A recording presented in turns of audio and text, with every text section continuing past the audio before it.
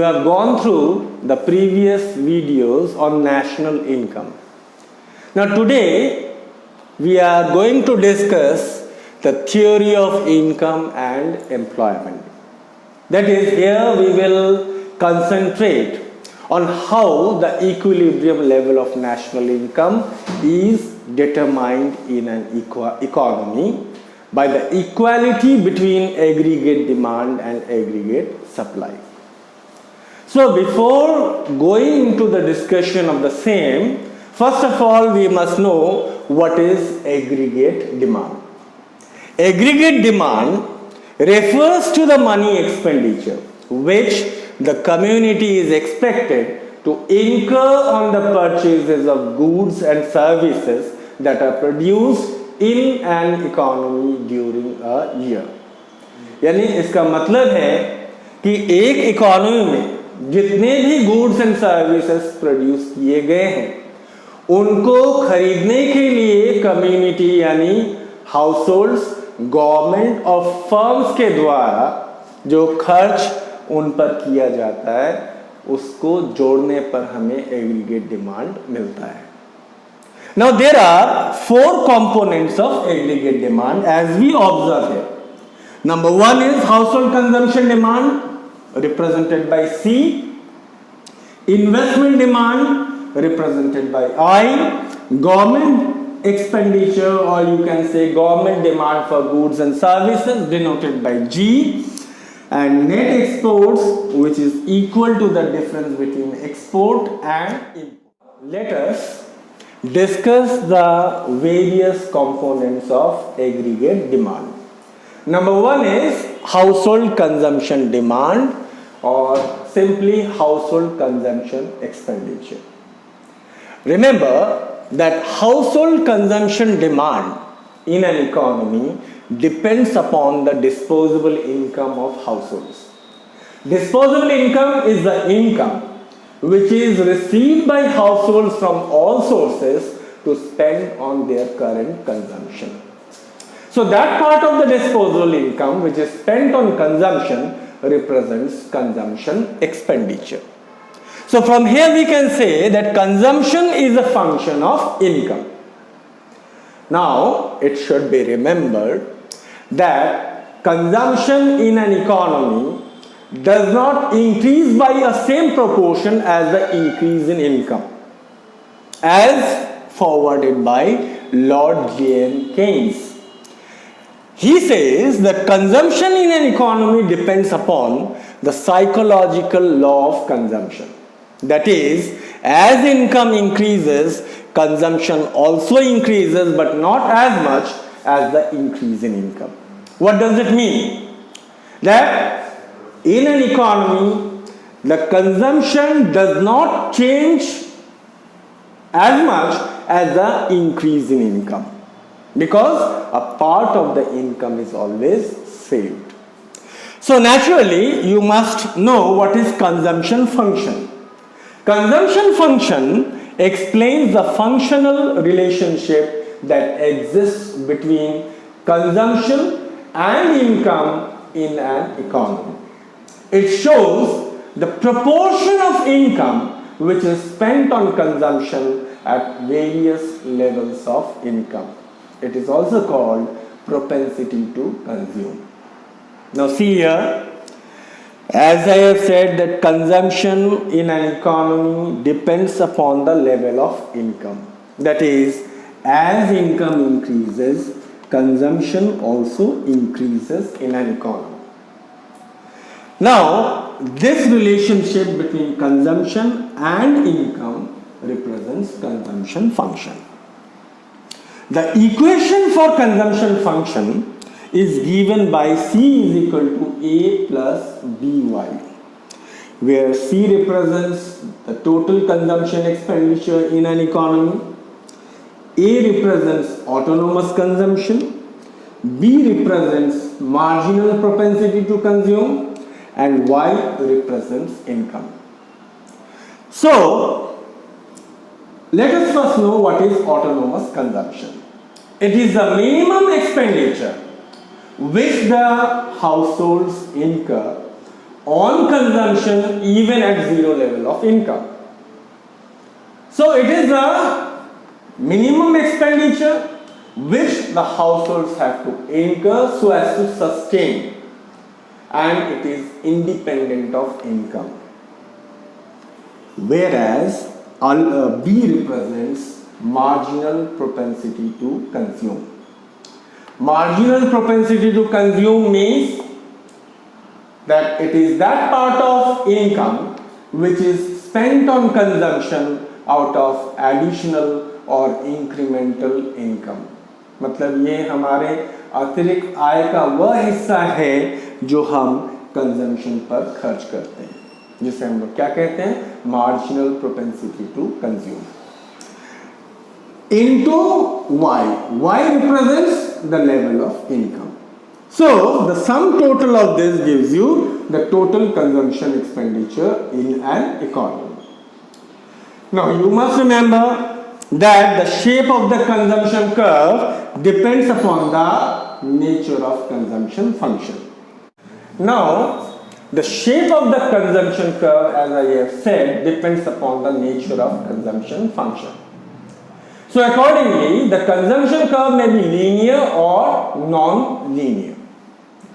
Now the consumption curve will be linear when consumption is not zero at zero level of income, and as income increases, consumption also increases and by a same proportion. In that case, the consumption curve will be linear as shown in the given diagram. See, along vertical axis we are measuring consumption expenditure, and along x-axis we are measuring income denoted by Y. So the shape of the consumption curve is of this nature, C dash. Suppose the income is OY. At this level of income, the household spend C1Y amount of money on consumption. Now when the income increases by a same proportion, say to OY1, the consumption also increases to C2Y1. Now here, change in income is given by C1K, which is equal to this distance. Change in income is C1K, which is equal to Y by 1. And change in consumption expenditure is denoted by C2K. So MPC, marginal propensity to consume, is equal to change in consumption by change in income. This measures the slope of the consumption curve. Now see, here when income is OY, the consumers, the economy, the spending in the economy is C1Y, and the change in income is given by C1K1, and the change in consumption expenditure is given by C1K1. So here MPC at OY level of income, MPC at OY level of income is equal to C1K1 by CK1. This is your MPC. Now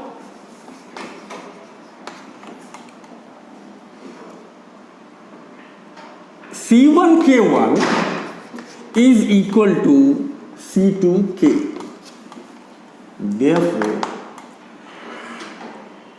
Therefore C2K by C1K will be equal to C1K1 by CK1. So what we find, that MPC at OY1 level of income is equal to MPC at OY level of income. So the slope of this line will be constant all throughout.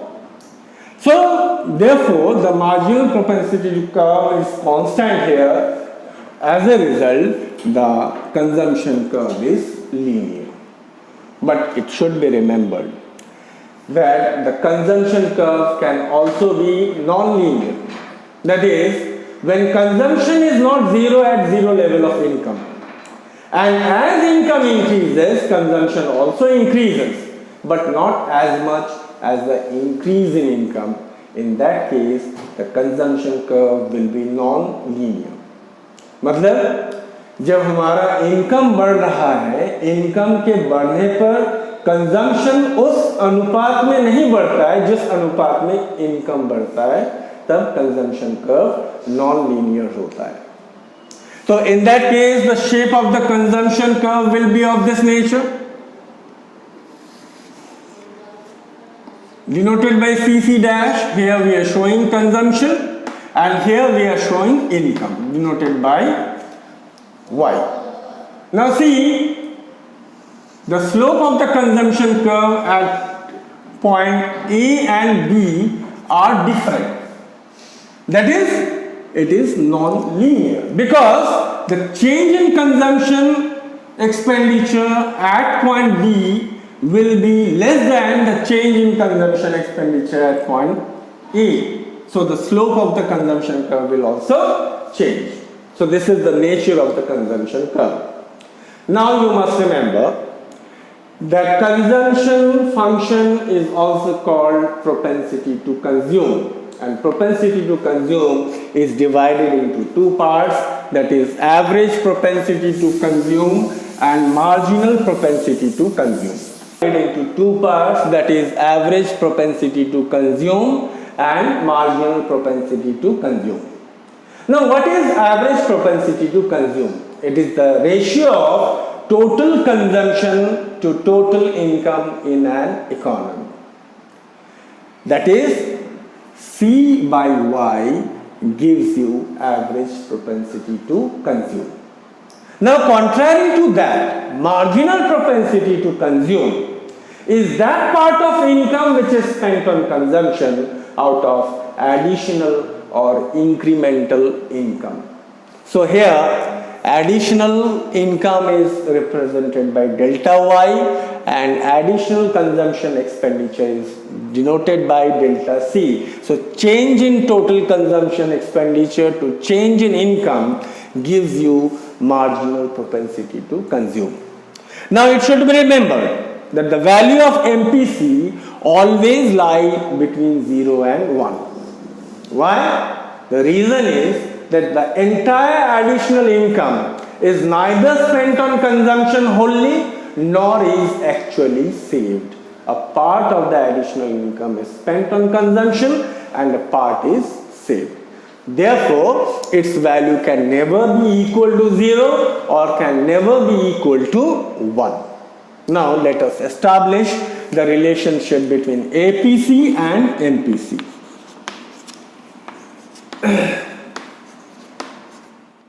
We observe that C is equal to A plus BY.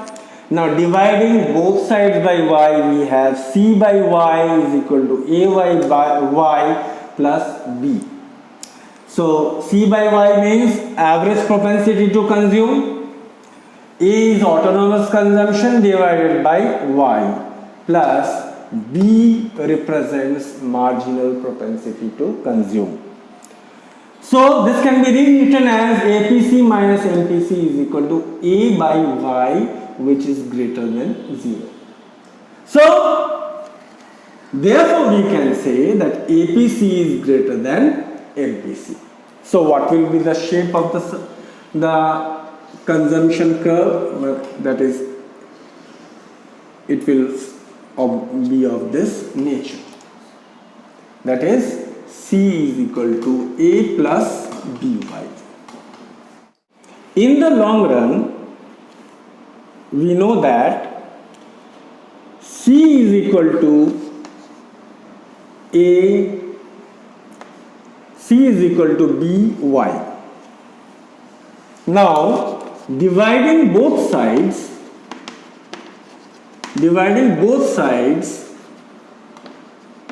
by Y, we have C by Y is equal to B, where B represents marginal propensity to consume and C by Y represents average propensity to consume. So, therefore, we find that APC is equal to MPC. So, in that case, the consumption curve will be of this nature, that is C double dash Y. This will be the shape of the consumption curve, that is C is equal to B Y. Now we are moving on to savings function. Savings function, also called propensity to save, means what? Before explaining that, we must know what is savings. Savings is that part of income which is not spent on consumption. Now we know that Y is equal to C plus S. C plus S means consumption expenditure plus savings. So we can write that S is equal to Y minus C. That means it is that part of your current income which is not spent on consumption. So from here we can come to the concept of savings function. Savings function explains the functional relationship that exists between savings and income. You must remember that there exists a direct relationship between savings and income. That is, as income increases, savings also increases.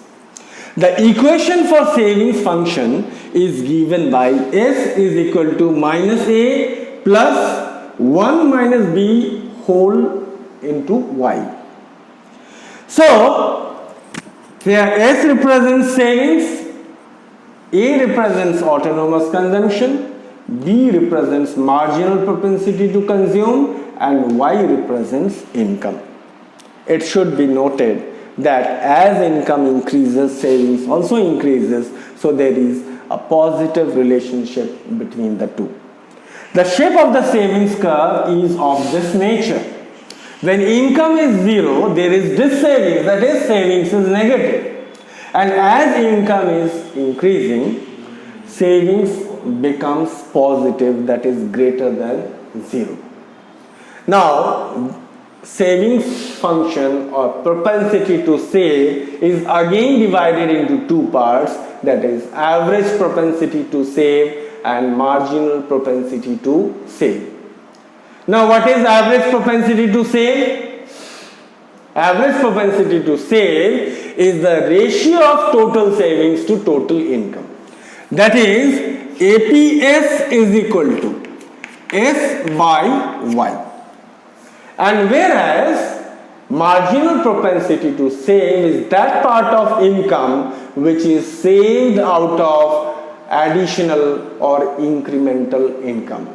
That is, it is the ratio of change in savings to change in income. Now, it should be remembered that the value of MPS, like the value of MPC, lies between 0 and 1, because the entire additional income is neither entirely saved nor is entirely spent on consumption. So its value always lies between 0 and 1. Now let us discuss the relationship between APS and MPS. Now, relationship between APS and MPS. We know that savings is equal to minus A, where A represents autonomous consumption, plus 1 minus B, B represents marginal propensity to consume, multiplied by Y, that is income. Now, dividing both sides by Y, we have S by Y is equal to minus A by Y plus 1 minus B into y by y. So y gets cancelled. Now this can be rewritten as s by y is equal to minus a by y plus 1 minus b. Now what is s by y? It is average propensity to save. So we have written APS is equal to minus a by y plus 1 minus b represents MPS, that is marginal propensity to save. Now how it is actually established? We must remember that the sum of MPC and MPS is always equal to 1. So MPS is equal to what? 1 minus MPC. And what is MPC? That is nothing but B. So 1 minus B gives you MPS. So this can be rewritten as APS minus MPS is equal to minus A by Y, which is less than 0. Or we can say that APS is less than MPS. Now let us discuss the relationship between APC and APS. We know that Y is equal to C plus S, that is a part of income is spent on consumption and a part is saved. Now if we divide both sides of the equation by Y, we have Y by Y is equal to C plus S whole divided by Y. So this can be rewritten as 1 is equal to C by Y plus S by Y, where C by Y represents APC and S by Y represents APS. So 1 is equal to APC plus APS. So we can say that sum of average propensity to consume and average propensity to save is always equal to 1. And 1 minus APC is equal to APS and 1 minus APS is equal to APC. Now let us discuss the relationship between MPC and MPS. We know that a part of additional income is spent on consumption and a part is saved. Therefore, change in income will be equal to change in consumption plus change in savings. Now, dividing both sides by delta y, we have delta y by delta y is equal to delta c by delta y plus delta s by delta y. Delta y by delta y gives you 1. Change in consumption to change in income gives you MPC, and change in savings to change in income gives you MPS.